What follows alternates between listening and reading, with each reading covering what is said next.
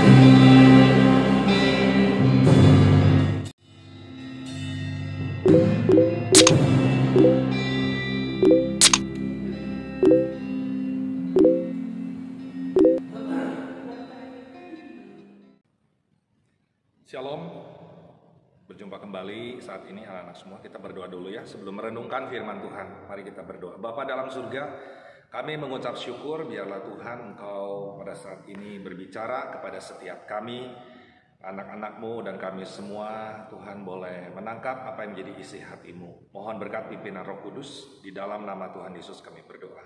Amin. Puji Tuhan. Selamat pagi semua anak-anakku yang Tuhan kasihi, bahkan semua rekan-rekan guru, kepala sekolah, dan semua staf yang ada.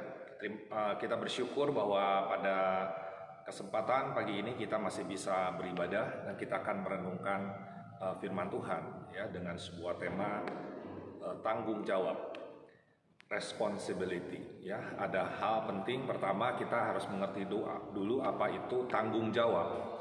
Dan kemudian kita akan berbicara mengenai bentuk-bentuk atau contoh-contoh tanggung jawab apa di dalam kehidupan kita, ya. Dan sebelumnya kita baca dulu firman Tuhan ini di dalam 1 Petrus pasal yang keempat, ya. Semua boleh membuka Alkitabnya. 1 Petrus pasal yang keempat. Kita akan baca ayat yang pertama, ya, sampai ayat yang kelima. Ya, di sini dikatakan, jadi karena Kristus telah menderita penderitaan badani, kamu pun harus juga mempersenjatai dirimu dengan pikiran yang demikian. Karena barang siapa telah menderita penderitaan badani, ia telah berhenti berbuat dosa. Ya, siapa yang telah menderita penderitaan badani, dia telah berhenti berbuat dosa. Supaya kamu yang sisa waktu yang sisa ini jangan kamu pergunakan menurut keinginan manusia, tetapi menurut kehendak Allah. Jadi kita masih diberikan waktu dan gunakan waktu ini sebaik-baiknya ya untuk menurut pada kehendak Allah. Sebab telah cukup banyak waktu kamu pergunakan untuk melakukan kehendak orang-orang yang tidak mengenal Allah. Kamu telah hidup dalam rupa-rupa hawa nafsu, ya, keinginan, kemabukan, pesta pora, perjamuan minum, dan penyembahan berhala yang terlarang. Sebab itu mereka heran bahwa kamu tidak turut mencemplungkan diri bersama-sama mereka di dalam kubangan ketidaksenonohan yang sama, dan mereka memfitnah kamu. Jadi ada orang-orang juga yang memang tidak terjebur kepada kubangan kotoran, yaitu perbuatan-perbuatan sikap, ya, hawa nafsu, bahkan yang tadi kita sebutkan pesta pora, hidup penuh di dalam dosa. Ya, ada kelompok yang tidak menceburkan kepada hal-hal yang demikian. Ya, nah ini sebenarnya adalah salah satu sebuah tanggung jawab, ya, yang apa kita lakukan, pertanggungan jawab kita kepada Tuhan. Nah, makanya di ayat yang kelima di sini, tetapi mereka harus memberi pertanggungan jawab. Siapa mereka? Mereka semua orang, siapapun. Ya, apalagi orang-orang yang tadi sudah disebutkan di ayat yang di atas, ya, yang hidupnya tidak sopan, senonoh, ya, pesta pora, mabuk-mabukan, hidup penuh di dalam dosa, ya. Karena di sini katakan mereka harus memberi pertanggungan jawab kepada Dia, huruf besar, artinya kepada Tuhan, yang telah siap sedia menghakimi orang yang hidup dan yang mati. Jadi akan menghakimi orang yang hidup dan yang mati. Ya, satu saat orang-orang yang sudah mati, semua siapapun akan bertemu, akan dihakimi. Dan kalau Tuhan datang kita masih hidup, siapapun, ya, kita akan menghadap semua dan kita akan dihakimi sesuai dengan perbuatannya. Jadi anak-anakku yang kekasih, pada saat ini biarlah kita boleh menangkap apa yang Tuhan pesankan dengan sebuah tanggung jawab. Ya, sebenarnya tanggung jawab yang kita bahas pada saat ini adalah tingkat tanggung jawab, tingkat yang akhir, tingkat yang paling penting, ya, prioritas yang utama sebenarnya. Nah, sekarang kita tahu dulu pengertian apa sih tanggung jawab itu, ya. Tanggung jawab itu adalah, kalau menurut Kamus Bahasa Indonesia, adalah satu hal yang wajib, ya, untuk ditanggung jika, ya, jadi segala sesuatu yang wajib ditanggung kalau ada hal-hal perbuatan yang tidak sesuai, maka itu adalah segala sesuatu wajib untuk memberikan pertanggungan jawab.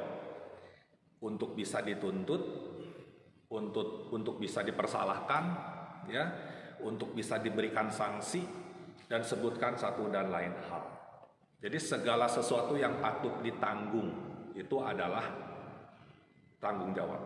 Segala sesuatu yang patut ditanggung jika terjadi hal-hal yang tidak diinginkan, yang tidak sesuai, yang melanggar hukum, yang melanggar ketentuan, ya, itu wajib untuk dituntut, wajib diberikan sanksi, ya, wajib diberikan sebuah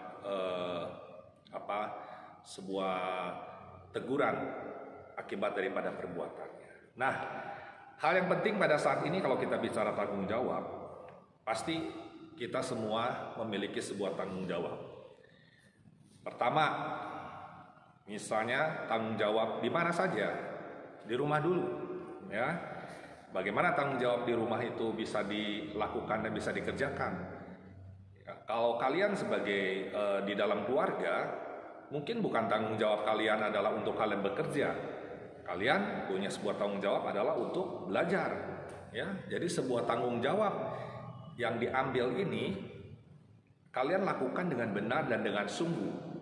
Orang tua telah memberikan semua kesempatan itu, bekerja, ya, dari pagi, siang, sore, bahkan mungkin ada yang sampai malam, begitu, hanya untuk memikirkan bagaimana anak-anaknya bisa sekolah, bisa belajar, bisa mendapatkan ilmu, sehingga nanti ke depannya memiliki masa depan yang baik, punya pekerjaan yang baik, punya usaha yang baik. Itu orang tua melakukan semua itu, ya. Nah, apa tanggung jawab kalian sebagai seorang anak di rumah, ya kalian harus menggunakan kesempatan belajar yang diberikan, dibiayai oleh orang tua atau siapapun yang memberikan biaya. Itu untuk digunakan waktu itu dengan belajar dengan baik. Nah, kalau belajar dengan baik, dengan sungguh-sungguh, ya tidak menyia-nyiakan, itu sebenarnya kalian telah mengambil sebuah tanggung jawab. Tapi kalau sebaliknya, tidak menggunakan waktu dengan baik di dalam belajar asal-asalan, ya dengan alasan masalahnya pandemi. Benar, ini adalah masalah pandemi, ya. Nah, Bapak pernah sampaikan, ya seorang pemenang selalu dia membuat sebuah rencana, tetapi seorang yang kalah selalu membuat sebuah alasan. Artinya apa? Kalau orang pemenang itu dia tidak banyak buat alasan. Seorang pemenang selalu dia buat sebuah rencana. Di masa pandemi ini gimana saya bisa tetap belajar dengan baik? Bagaimana di masa pandemi ini saya bisa tetap berprestasi? Ya, tidak menghalangi dan tidak merintangi apapun kondisi yang pada saat ini memang membatasi. Seorang pemenang selalu dia membuat sebuah rencana, dia pikirkan gimana langkah-langkahnya. Ya. Tapi kalau seorang yang kalah dikatakan dia selalu buat alasan. Jadi seorang yang kalah apapun dijadikan sebuah alasan. Sebenarnya itu bukan sebuah alasan, ya. Jadi kita banyak lihat dan contoh-contoh begitu. Bahkan beberapa waktu yang lalu masih ingat tentang Bapak sampaikan khotbah tentang salah satunya mengambil seorang tokoh, Thomas Alva Edison, ya, yang never give up, ya, dengan sebuah tema jangan menyerah. Ya, berapa ribu kali Thomas Alva Edison gagal untuk membuat sebuah percobaan sampai akhirnya menemukan sebuah lampu pijar, lampu bohlam itu akhirnya berhasil. Jadi seorang pemenang itu selalu dia buat rencana. Kalau gagal ini gimana ya, langkah keduanya gimana, ketiganya gimana. Terus dia buat percobaan akhirnya menjadi semakin sempurna dan akhirnya berhasil. Nah, anak-anakku yang kukasihi dan semua rekan-rekan, guru, ya, mari kita tetap semangat. Jadi ada sebuah tanggung jawab, masing-masing kita punya sebuah tanggung jawab, ya. Kami sebagai sebagai pendidik pun, ya, punya sebuah tanggung jawab. Bagaimana bisa memberikan sebuah pelayanan yang lebih baik lagi.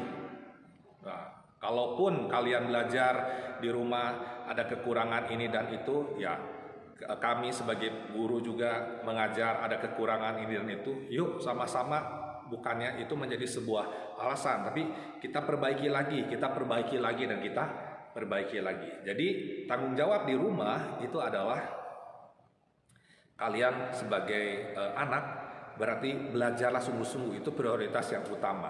Apalagi di rumah yang bisa dilakukan. Yuk, namanya juga tanggung jawab. Kalau kita diberikan tanggung jawab berarti bukan satu orang. Karena kalau ada tanggung jawab, ada yang memberi tanggung jawab. Ya, bahkan di rumah kalau ada yang memberi tanggung jawab, mungkin ada beberapa orang yang menerima tanggung jawab.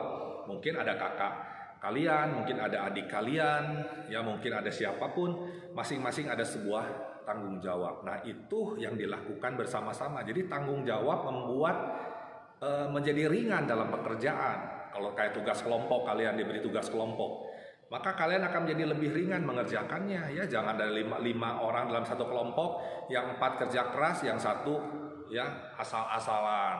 Nah, nggak boleh seperti demikian, begitu. Jadi semua harus bekerja keras sungguh-sungguh. Nah, termasuk di rumah, mungkin ada yang bagiannya menyapu, ada yang membersihkan, ada yang mengepel, ada yang memberi makanan kepada hewan peliharaan, ada yang merawat kebun kalau ada taman, begitu.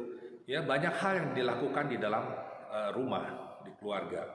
Nah, itu mengambil sebuah tanggung jawab, yaitu kerjakan itu dengan baik. Nah, apalagi di masyarakat kita lakukan juga, ya, di masyarakat menjaga kebersihan lingkungan.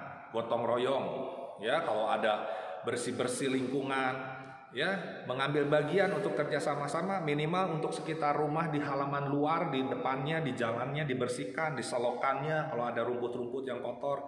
Kan biasa suka ada begitu, ya.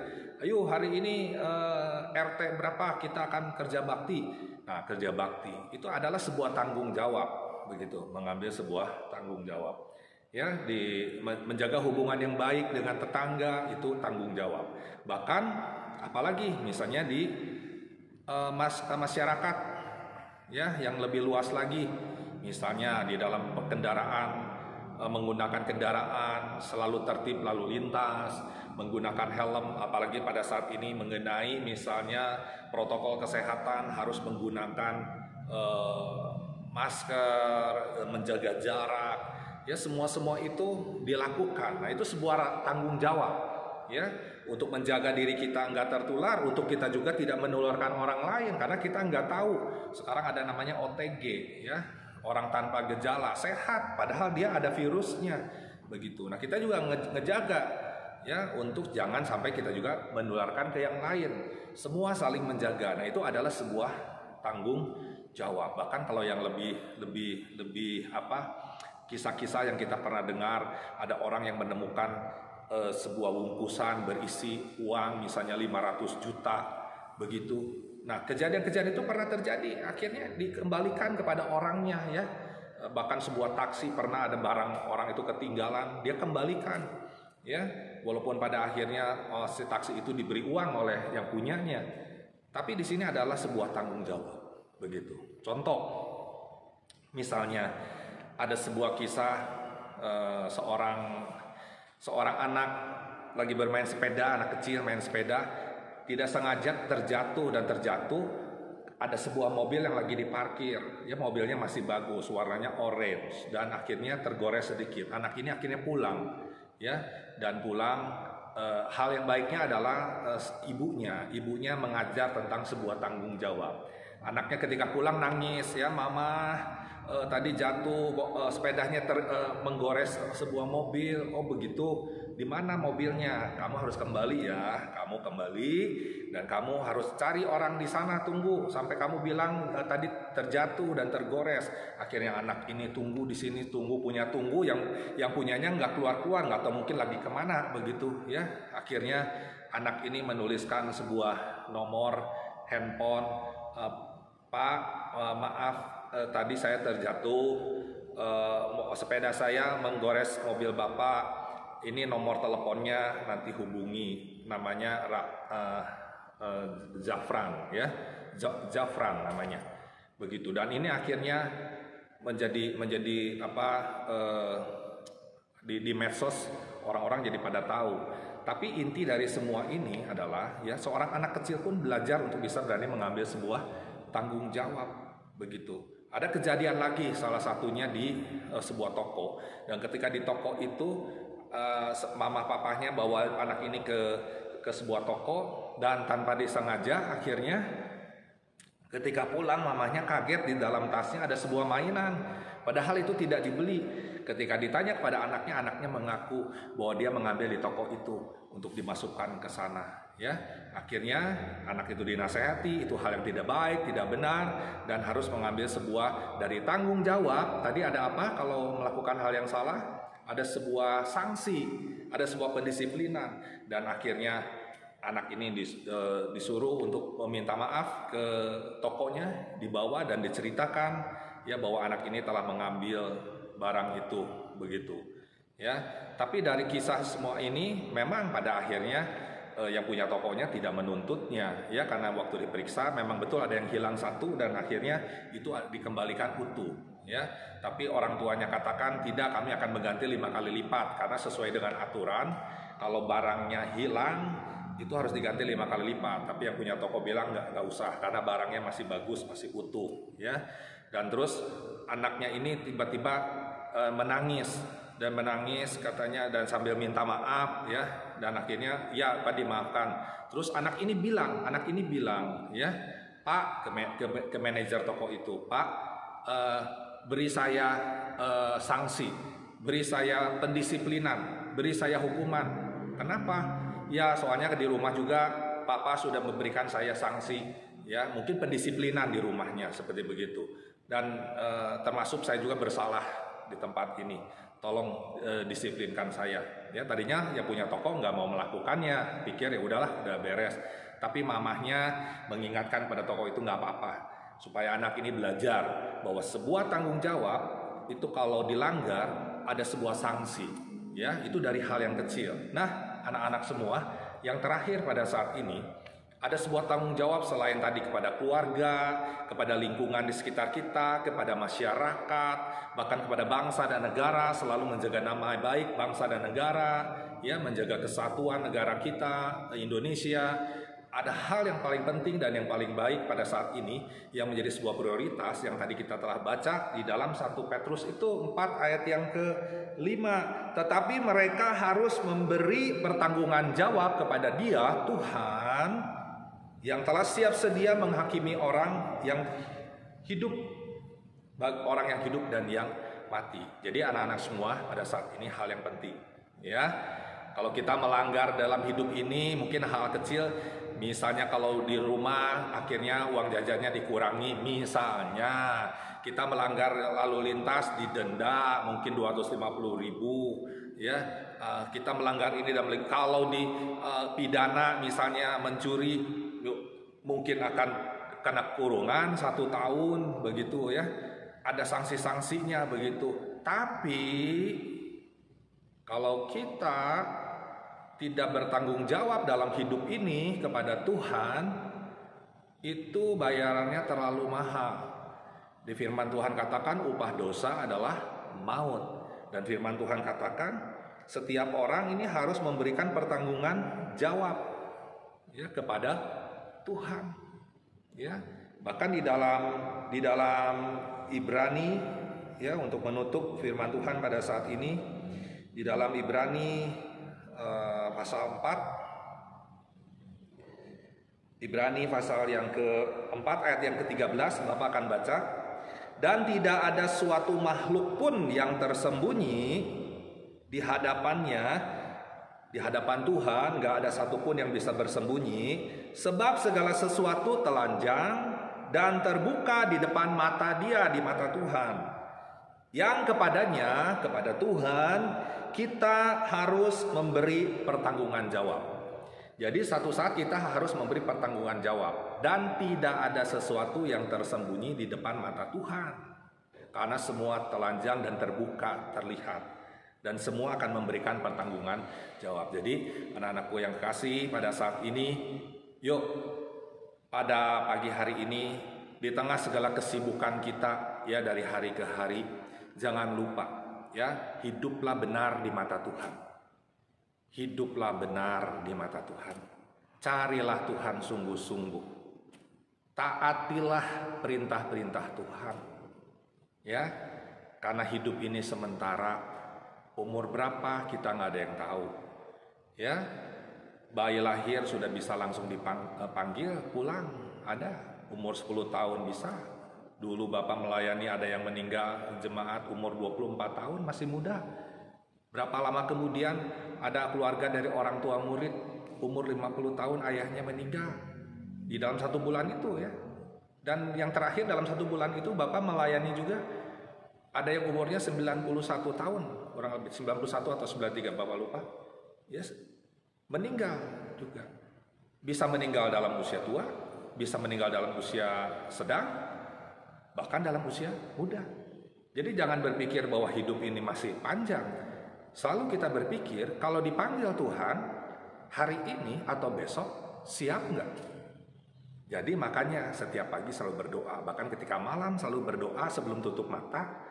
Tuhan, kalau ada dosa, ada sikap, tindakan, perbuatan, perkataanku yang tidak benar, mungkin papa mamaku nggak tahu, guru nggak tahu, temanku nggak tahu. Tapi tadi firman Tuhan katakan tidak ada sesuatu yang tersembunyi, semua terbuka di mata Tuhan dan Tuhan tahu. Jadi anak-anakku sekalian, setiap malam kita selalu periksa diri, introspeksi diri, ya, selalu katakan Tuhan, lihatlah kalau aku berjalan di jalan yang serong, yang salah luruskan jalanku. Ya, karena jangan terlambat. Jangan terlambat, karena kalau terlambat, nafas berhenti, kita belum beres sama Tuhan, upah dosa adalah maut.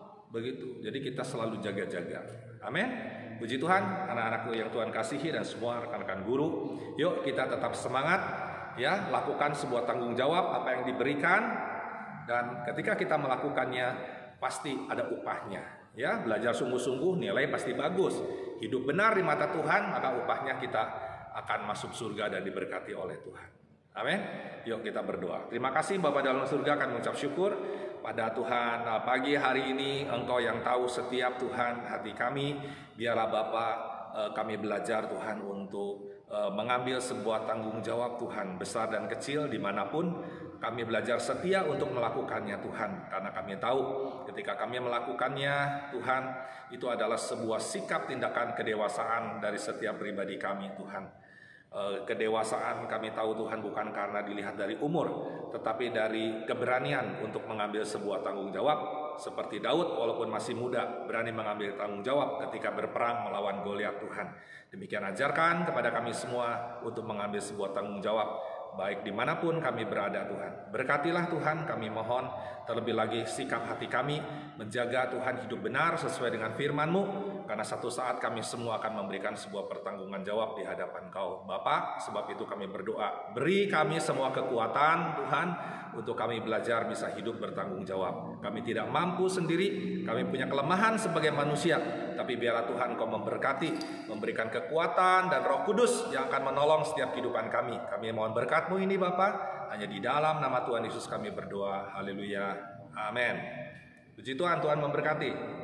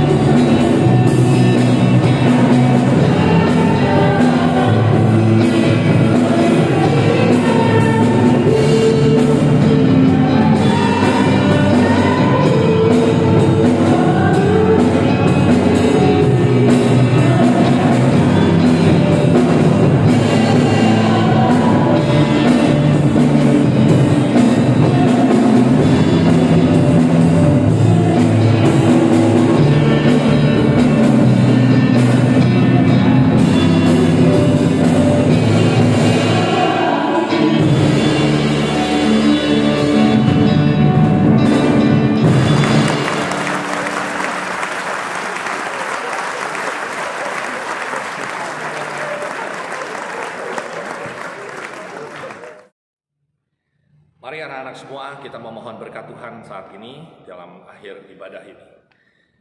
Bapa dalam surga, terima kasih kami mengucap syukur Tuhan di penghujung ibadah Tuhan pagi hari ini. Kami mengucap syukur buat pimpinan-Mu, kami masih diberi kesempatan Tuhan untuk kami datang beribadah. Kami belajar untuk taat melakukan firman-Mu Tuhan, untuk kami senantiasa setia Tuhan di dalam ibadah.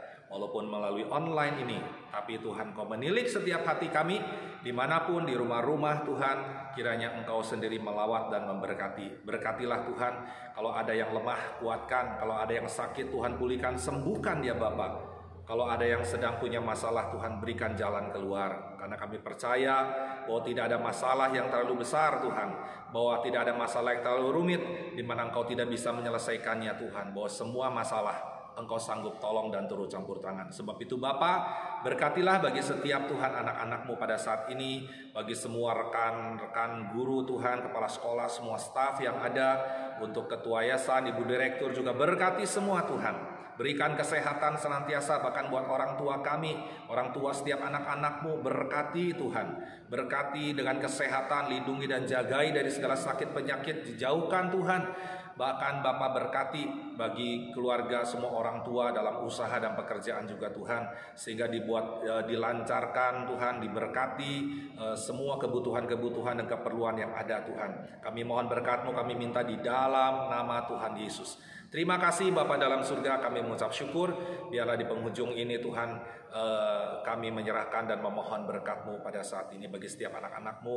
Berkati khususnya untuk kelas Tuhan, baik kelas 9, kelas 12, di dalam waktu-waktu Tuhan ke depan, setiap Tuhan penilaian-penilaian Tuhan, ujian sekolah maupun yang akan diberikan Tuhan, dari lingkup Tuhan dinas pendidikan, apapun Tuhan yang akan dihadapi, menyelesaikan semua dengan baik. Kami mohon berkat-Mu ini Tuhan di dalam nama Yesus Tuhan. Berkati bagi setiap anak-anak-Mu Tuhan, baik kelas 7, kelas 8 Tuhan, demikian Tuhan kelas 10 dan kelas 11. Berkati, tetap diberikan semangat Tuhan, menyelesaikan semua studi dengan baik Tuhan. Kami serahkan dalam tangan Kau. Terima kasih. Mari anak-anakku semua dan semua pada saat ini kita akan mengangkat tangan kita memohon berkat Tuhan pada saat ini. Bapak, ketika kami mengangkat tangan, kami selalu menyadari Tuhan bahwa kami manusia begitu lemahnya seperti rumput. Kau katakan terkena terik matahari, rumputnya layu, bunganya gugur. Demikianlah manusia Tuhan dengan segala kemuliaannya Tuhan, begitu akan sirna Tuhan. Tapi kami bersyukur Engkau telah mengangkat kami, Engkau telah menebus kami. Hidup kami berharga di mata-Mu, karena kami telah dibeli bukan emas dengan perak, tetapi oleh darah Kristus. Sebab itu hidup kami berharga di mata-Mu Tuhan. Kami percaya kami akan dijagai, dipelihara dan dicukupkan, melebihi burung di udara. Kiranya Tuhan memberkati akan kami semua. Perkenankan Tuhan hamba-Mu melepaskan berkat. Tuhan memberkati dan melindungi Kau. Tuhan menyinari Kau dengan wajah-Nya, memberi Kau kasih karunia, dan Tuhan berkenan menghadapkan wajah-Nya kepadamu, memberi damai sejahtera. Terimalah di dalam nama Tuhan Yesus. Semua yang percaya kita sambut katakan amin. Shalom, Tuhan memberkati semua.